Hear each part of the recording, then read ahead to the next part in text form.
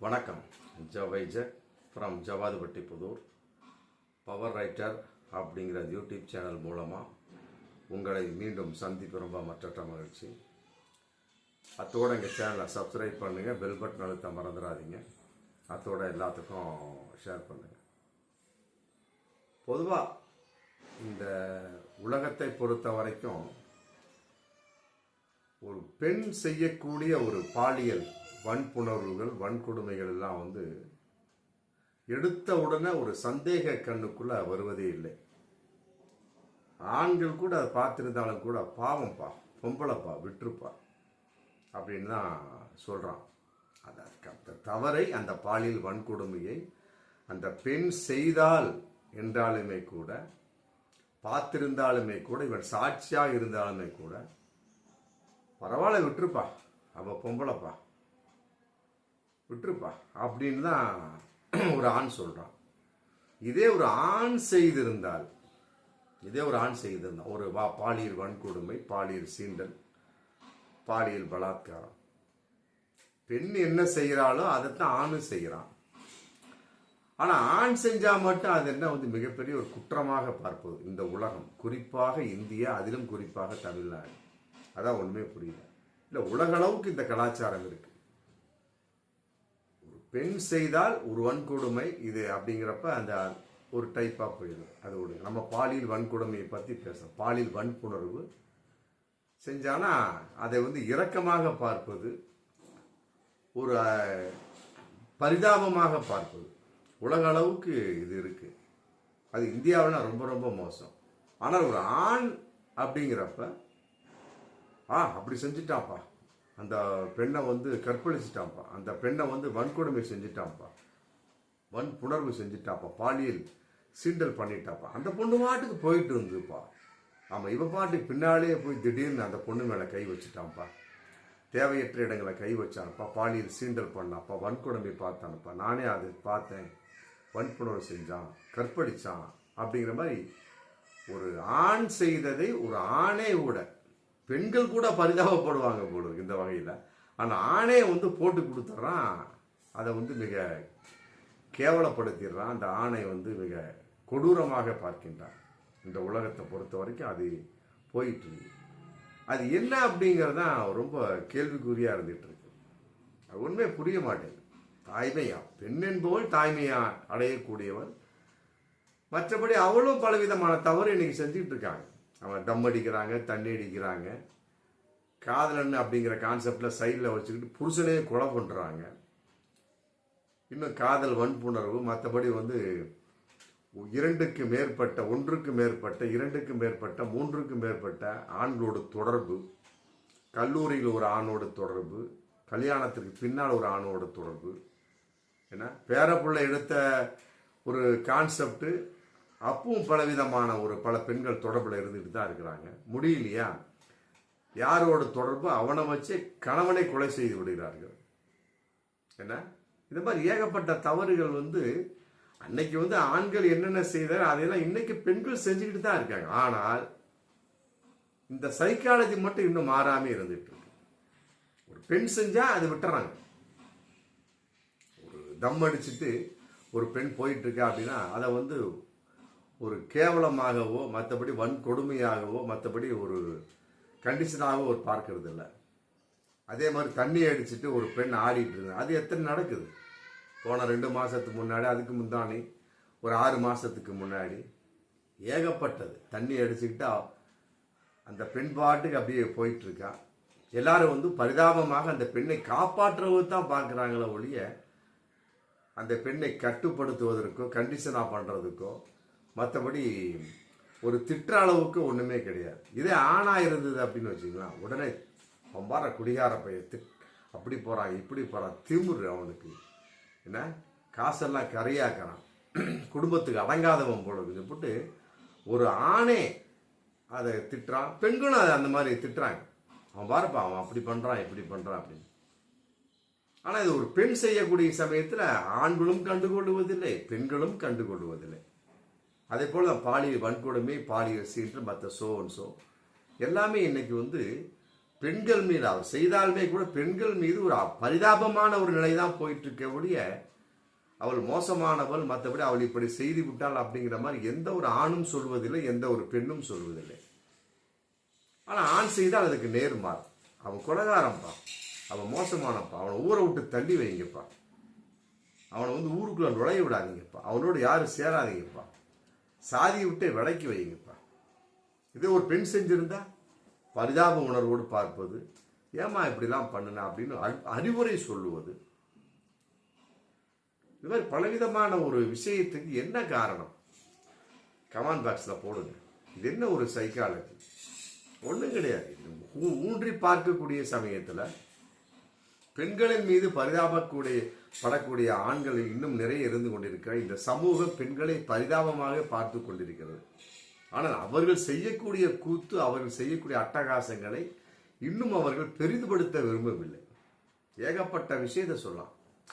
இப்போ ஷில்பா ஷெட்டி அப்படின்னு ஒரு நடிகை மேடையில் பேசிட்டு இருக்கிறப்ப அங்கே சிறப்பு விருந்தினராக வந்த ஒரு ஆங்கில டக்குன்னு அந்த அம்மாவை கட்டி பிடிச்சி முத்தமிடுறாங்க. உடனே அது பிரச்சனையாய் கோர்ட்டில் கேஸ். அந்த அம்மாவே சொல்றாங்க, கட்டி பிடிச்சாங்க, அவர் விருப்பத்துக்கு விட்டுறாங்க, விடுங்க. ஆனால் மற்றவங்க அப்படி இல்லை, அதை வேணும்னே கோர்ட்டில் கேஸை போட்டு அதை பண்ணி இதை பண்ணி அப்புறம் பிறகு வந்து விடுதலை செய்யப்பட்டார். ஷில்பா ஷெட்டியே வந்து சொல்றாங்க, விருப்பப்பட்டு என்னை முத்தமிட்டார் அப்படிங்கிறாங்க.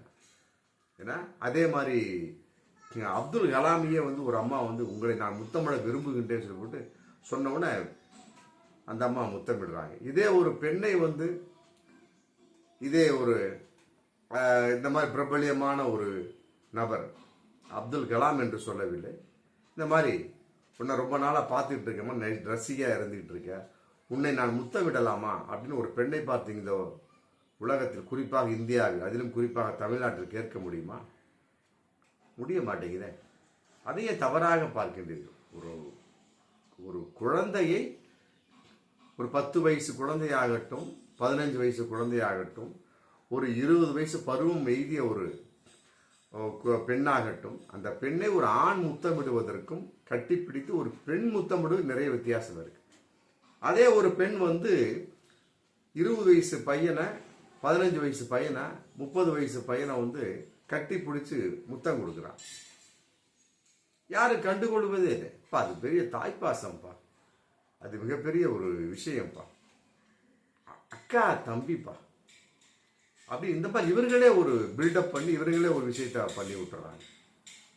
அப்படிங்கிறப்ப பெண்கள் செய்யக்கூடிய தவறுகள்லாம் வந்து இன்னைக்கு நிறைய மறைக்கப்பட்டு கொண்டிருக்கின்றன. பேப்பரை திறந்தோம்னா, நிகழ்ச்சியை கேட்டோம்னா ஏகப்பட்ட தவறுகளுக்கு பெண்களே காரணமாக இருக்கிறார்கள். டைவர்ஸே எடுத்துக்கலாம். ஒரு ஆண் டைவர்ஸ் ஒரு பெண்ணை செய்வதற்கும் ஒரு பெண் ஆணை டைவர்ஸ் நிறைய வித்தியாசம் இருக்கு. ஒரு ஆண் டைவர்ஸ் செஞ்சுட்டானா அவன் அடங்காதவன்ப்பா, ஆமா பாவம் அந்த பொண்ணு அப்படிங்கிறாங்க. அதே ஒரு பெண் அந்த ஆணை டைவர்ஸ் ஒரு முக்கிய காரணத்தோடு டைவர்ஸ் பண்ண வச்சுக்கலாம், அடேங்கப்பா இவன் ரொம்ப மோசமானவன், ஆமா அந்த பொண்ணு பாவம், அந்த பொண்ணு தப்பிச்சுட்டா, இவனே சொல்றான். ஒரு குறிப்பிட்ட டாக்டரை ஒண்ணுமே தெரியாதுங்க, அந்த டாக்டர் பெரிய டாக்டர்ப்பா அப்படின்னு நம்மால் தூக்கி நிறுத்தலாம் பார்த்தியா. அது மாதிரி வந்து அந்த பெண்ணை இவனே தப்பிக்க விட்டுறாங்க. இது மாதிரி பலவிதமான சம்பவங்கள் இந்த உலகத்தில், குறிப்பாக இந்தியாவில், அதில் குறிப்பாக தமிழகத்தில் நடந்துக்கிட்டு தான் இருக்கு. இன்னும் வந்து பெண்கள் மேலே நம்ம வந்து பரிதாபப்பட்டுக்கிட்டு தான் இருக்கு அவர்கள். ஆனால் அவர்கள் பல விதத்திலும் தவறு செய்து கொண்டிருக்கிறார்கள் அப்படிங்கிறது நிதர்சனமான ஏகப்பட்ட உண்மை. இந்த சமீபத்தில் அமிதாப் பச்சனுடைய பையன் வந்து ஒரு பார்ட்டி நடத்தினார், பர்த்டே பார்ட்டி. அதில் அந்த இயக்குனர் தமிழ் ஒரு அந்த அங்கே இருக்கக்கூடிய ஃபர்ஹானா அப்படிங்கிற ஹிந்தி இயக்குனர் வந்து அவர் வந்து கட்டி பிடிச்சி முத்தமிடுறார். கட்டி பிடி ஃபுல் போதை, அந்த பொம்பளை ஃபுல் போதை, கட்டி பிடிச்சி யார் அபிஷேக் பச்சன் அந்த அம்மா முத்தமிடுறாங்க.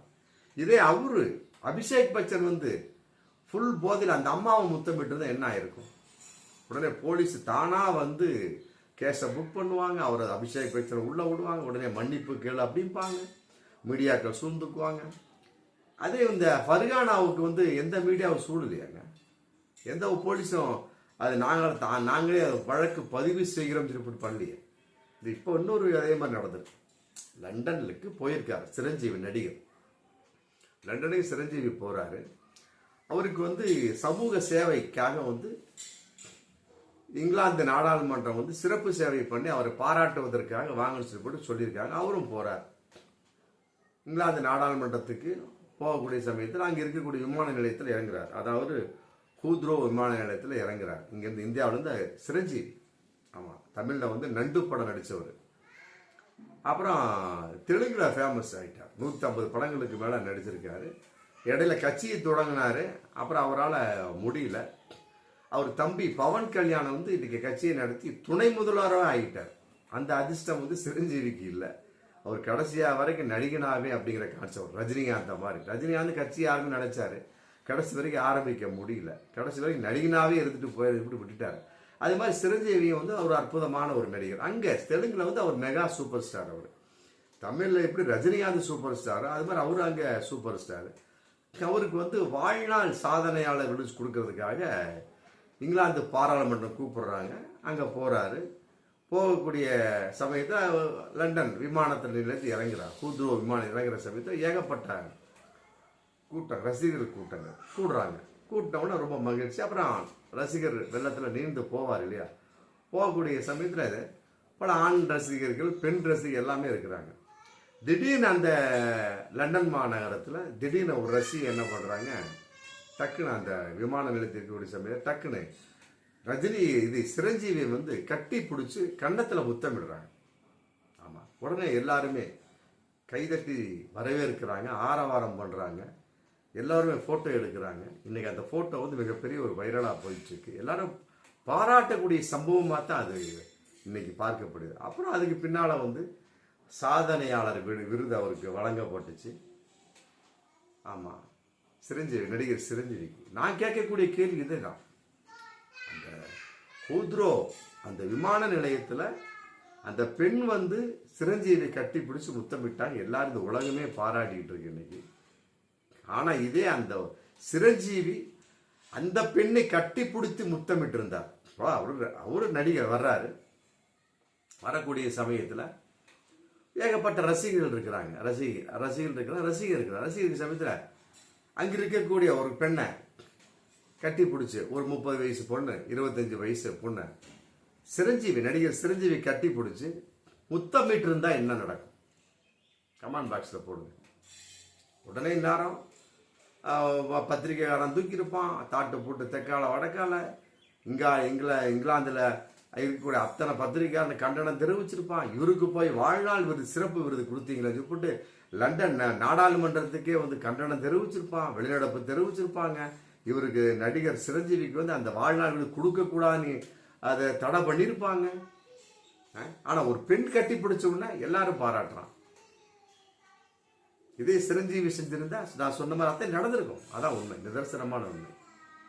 இது என்ன ஒரு நியாயம்? ஆணுக்கு ஒரு நீதி, பெண்ணுக்கு ஒரு நீதி. ஒரு பாலியல் சீண்டல், பாலியல் வன்கொணர்வு, ஒரு பெண்ணை பின்தொடர்ந்தாலே குற்றம்ங்கிறான். அப்புறம் கட்டி பிடிச்சு முத்தமிட்டா, அது ஒரு ஆண் கட்டி பிடிச்சு முத்தமிட்டா அதுவும் குற்றம் தான். ரைட்டு. அது இது பெண் கட்டி பிடிச்சு ஒரு ஆணை முத்தமிடுறாள், அது குற்றம் இல்லையா? டெல்லியில் நடந்த ஒரு சமாச்சார விஷயத்தில் டெல்லி நீதிமன்றம் சொல்லிட்டாங்க, விருப்பப்பட்டு அவர்கள் பாலியல் வன்புணர்வு கொண்டார்களா, தனக்குத்தானே பாலியல் தொடர்பு ஏற்படுத்தி கொண்டாங்களா, அது சட்டப்படி குற்றமாகாது அப்படிங்கிற மாதிரி ஒரு சூழல் இன்னைக்கு போயிட்டு இருக்கு. ஏகப்பட்ட போக்சோ சட்டம்லாம் க்ளோஸ் பண்ணிட்டு இருக்கிறாங்க. ஆமாம், போலீஸார் அரெஸ்ட் பண்ணி நிறுத்திடுறாங்க. அங்கே நீதிபதி சொல்லிடுறாங்க, ஏன்னாப்பா இதெல்லாம் எவன்ப்பா விசாரிச்சு உட்காந்துருப்பான், இதெல்லாம் விட்டுருங்க. அவங்க பொழுதுனைக்கு விட்டுக்கிட்டு இருக்கிறாங்க. அந்த மாதிரி சூழல் இருக்கு. இது உலக அளவுக்கு இந்த மாதிரி ஆணை கட்டி பிடித்து ஒரு பெண் முத்தமிடக்கூடிய விஷயம் வந்து ஏகப்பட்டு நடந்துட்டு இருக்கு. நிறைய விஷயம் நடந்துட்டு இருக்கு. ஆமா, இது எந்த அளவுக்கு நியாயம்? இது உலக தர்மமா? அல்லது வந்து ஒரு பெண் வந்து ஒரு ஆணை, எந்த வயது ஆணை முத்தமிடலாமா? அது தவறல்லவா? அதே ஆண் முத்தமிட்டார், ஒரு 10 வயசு பெண்ணை, 15 வயசு பெண்ணை, 30 வயசு பெண்ணை, ஏன்னா ஒரு 35 வயசு பெண்ணை, இல்லை தனக்கு தானே சரிசமமான ஒரு பெண்ணை முத்தமிட்டால் அது தவறு ஏன் ஆகிறது? இல்லை அதுவும் தவறு ஆகாதா? தவறு ஆகிக்கொண்டுதான் இருக்கிறது. காரணம் என்ன? கமெண்ட் பாக்ஸில் போடுங்க. ஆமாம், இது உண்மையிலே வந்து ஏற்றுக்கொள்ள முடியாத விஷயம். அந்த பெண் மீது கட்டாயமாக பாலியல் சீண்டர்கள் பாலியல் வன்கொடுமை அப்படிங்கிற கேஸ் புக் பண்ணும். இதே சிரஞ்சீவி பண்ணியிருந்தா புக் பண்ணியிருப்பாங்க. ஆமாம், பார்ப்போம் மீண்டும் அடுத்த வீடியோ. நன்றி.